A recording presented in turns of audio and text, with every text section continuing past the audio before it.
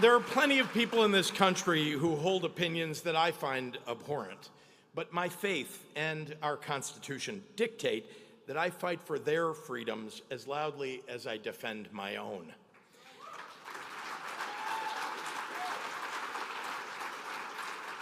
And as a Ukrainian-American Jew who built a Holocaust museum, whose family immigrated here as refugees from the Russian pogroms, let me say this to Donald Trump. Stop tearing down the Constitution in the name of my ancestors.